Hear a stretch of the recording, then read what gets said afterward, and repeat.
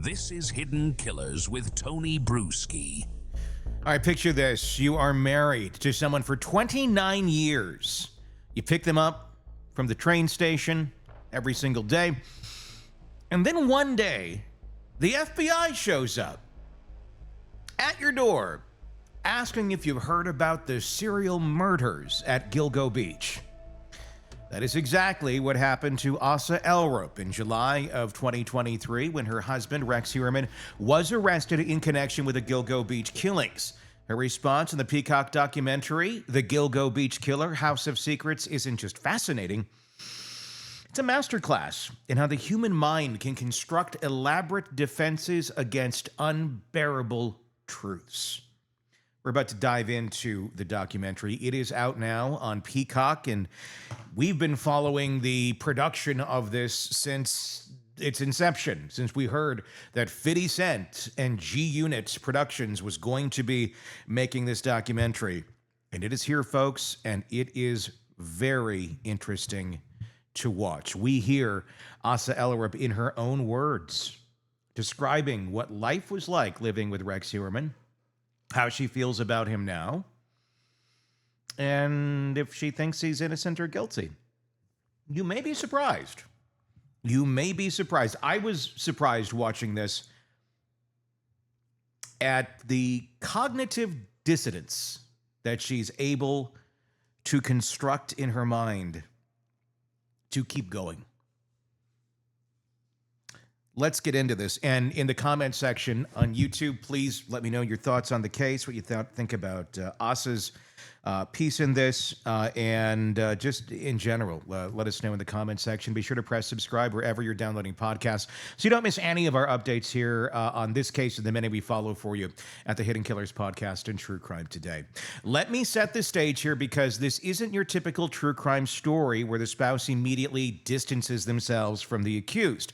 Assa, now 59, has spent nearly 2 years since Rex's arrest, not just maintaining his innocence, but actively defending him with a kind of fervor usually reserved for sports fans arguing about referee calls. The difference is that instead of debating a questionable penalty, she's arguing against DNA evidence, which actually, some of her DNA was found on some of the bodies. Digital forensic, and what prosecutors describe as one of the most comprehensive serial killer cases in recent memory. The documentary gives us access to the Heuermann family and Assa's mindset in ways that feel like they're being handed the keys to the psychological puzzle. Assa's story begins in the 1990s when she was 18, working at a convenience store, and met good old Rex, who she described as tall, dark, and handsome. Not quite exactly how others may describe him today, as ogre-like, but tall, dark, and handsome it is, Assa. But here's where it gets complicated in ways that would make a therapist reach for a fresh notepad. Assa's background includes significant trauma. She had spoken about being molested at 16, attempting suicide, and surviving a kidnapping attempt at 19. When she met Rex, he became what she calls her savior and hero. If you're thinking this sounds like textbook trauma bonding, you'd be onto something. It's like she found someone who made her feel safe in the world that had repeatedly shown her she wasn't. And that kind of psychological attachment doesn't just evaporate when inconvenient facts start piling up. If you want to call your man's a serial killer inconvenient facts. The night of Rex's arrest in July 2023, Assa and the family were moved to a hotel while investigators searched their Massapequa Park home. She watched news coverage showing numerous items being removed from their house. Her reaction wasn't anger or disgust. It was confusion mixed with emotional turmoil. Think of it like watching someone dismantle your car engine while insisting your perfectly running vehicle is actually broken. The cognitive dissonance is overwhelming. So the mind does what it does best. It creates alternative explanations that preserve your existing world view. What makes Assa's case particularly striking is her approach to the timeline of the alleged murders. Prosecutors have suggested Rex committed these crimes during periods when his family was away, particularly during vacations. Assa's response is to construct counter narratives that would make a defense attorney proud. She doesn't see periods when Rex was alone as opportunities for criminal activity. She sees him as proof of his industriousness and dedication to family responsibilities. Her logic operates like a GPS that's been programmed with the wrong destination. Every turn it suggests makes perfect sense if you accept the initial premise, but the premise itself is fundamentally flawed. When confronted with her specific murder timelines, Assa provides explanation for Rex's activities that would allegedly make such crimes logistically impossible. She challenges the very feasibility of the prosecution's timeline, questioning how someone could maintain work schedules, family responsibilities, and commit murders during the narrow windows suggested. This reasoning reveals something fascinating about how denial works. It's not passive ignorance, it's active construction of alternative realities. Assa isn't simply refusing to see evidence, she's creating elaborate explanations for why the evidence must be wrong. Like watching someone explain why water isn't actually wet by redefining the concept of moisture. The documentary reveals details about their home life, adds layers to the psychological portrait. Rex allegedly maintained areas of their home that were private to him, including spaces in their basement. When asked about such spaces, Assa frames them within the context of normal household arrangements rather than potential criminal preparation. It's like discovering your neighbor has been maintaining a workshop and concluding they must enjoy woodworking, even if you've never seen any finished projects. And a lot of people go in but never come out. Perhaps the most revealing aspect involves Assa's relationship with evidence itself. When confronted with various forms of evidence allegedly linking Rex to the crimes, her response is to question the validity or interpretation rather than adjusting her conclusions about his innocence. She dismisses DNA evidence as circumstantial and suggests investigators are picking assumptions to fit their narrative. This approach to information processing is like being shown multiple photographs of an event and insisting they must all be misinterpreted because your understanding of what happened is different. The documentary includes recorded phone conversations between Assa and Rex from jail. These conversations reveal the continued emotional connection between them, but also show how even expressions of support have become complicated by the legal situation. Like trying to confront someone while simultaneously arguing they don't need comforting because nothing bad has actually happened to him.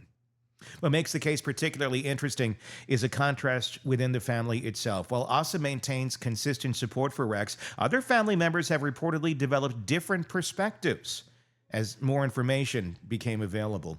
This divide within the same family, exposed to essentially the same information, highlights how different people can process identical facts in radically different ways. From a psychological perspective, Assa's response makes sense when you consider her background. Having survived trauma, found safety with Rex, accepting his guilt would require basically dismantling not just their relationship, but her entire framework for understanding safety and protection. It'd be like discovering that your life preserver is actually an anchor. The psychological cost of such a revelation might simply be too high for some people to bear. The legal implications of Assa's testimony are equally fascinating. While her statements likely won't influence the outcome of Rex's trial, they provide insight into family dynamics that might both conceal and reveal patterns of behavior. Her detailed knowledge of Rex's routines and whereabouts could theoretically provide information useful to either prosecution or defense, depending on interpretation. The documentary also addresses the financial aspects of the family's participation. The family received compensation for their involvement, though the exact nature and amount varies depending on the source. It's worth considering how much arrangements might influence the content and presentation of testimonies, though determining such influence would be nearly impossible from the outside. Assa expresses uncertainty about her future while maintaining certainty about Rex's innocence. Creates an interesting psychological paradox where someone can acknowledge that their entire life is changing while refusing to acknowledge the reason for that change. It's like accepting you need to rebuild your house while insisting there was never actually a fire. The broader significance of Assa Elrub's story extends beyond the specifics of the Gilgo Beach case. Her responses illustrate how trauma, attachment, and denial can create psychological frameworks that resist even determined challenges from external reality. Understanding her perspective doesn't require agreeing with it, but it offers insight into how the human mind can protect itself from information that threatens fundamental beliefs about safety and relationships.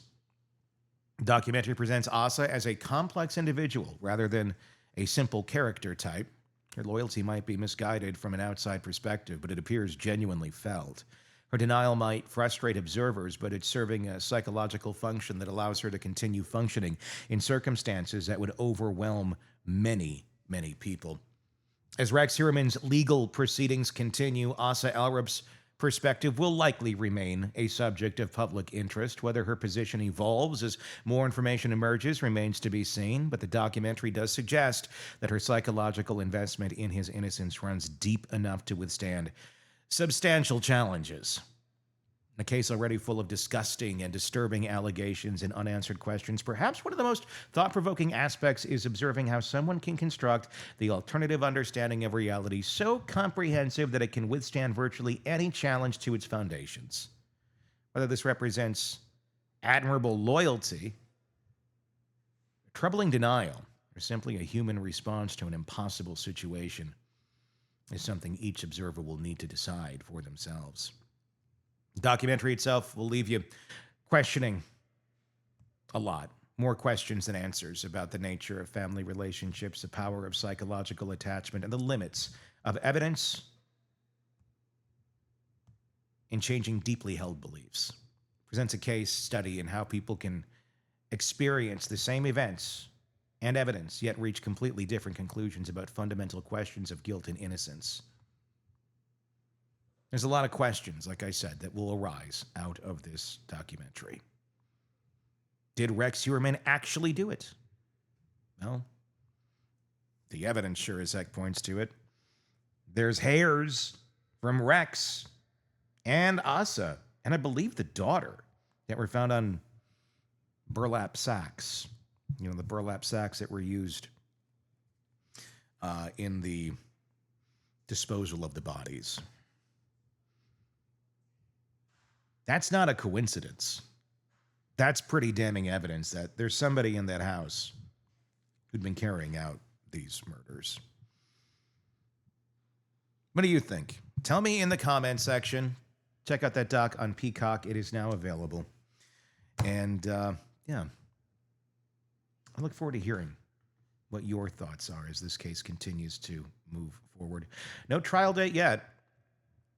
I do wonder about the Karen Reed effect of this doc, if there ever were to be charges brought against Assa, and there are none right now. She's not accused of anything at all. But so many people wonder, and it's addressed in this doc, how did you not know? And take her word, look at it, see what she says. Do you buy her story? Do you buy this cognitive dissonance that allowed her to live with this alleged monster for all of those years? And be okay with the extreme secrecy that he demanded because it was normalized in that household? What's on the cutting room floor? What didn't make it to the doc? That's what I'm curious about. And I'm sure prosecutors might be too. Again, never been charged with anything. I don't know that she should be either, or that she shouldn't be. I just don't know. But that's a fascinating place to look to get the closest picture we have seen to this date of the woman who is allegedly the wife of the Long Island serial killer, of the Gilgo Beach killer, Rex Heuermann. Again, hit subscribe wherever you're watching this, and let me know in the comments what your thoughts are on this case. My name is Tony Bruschi. We will talk again real soon. If true crime is your obsession, we've got you covered. Press subscribe now to the Hidden Killers podcast and True Crime Today for non-stop coverage, expert insights, and in-depth analysis.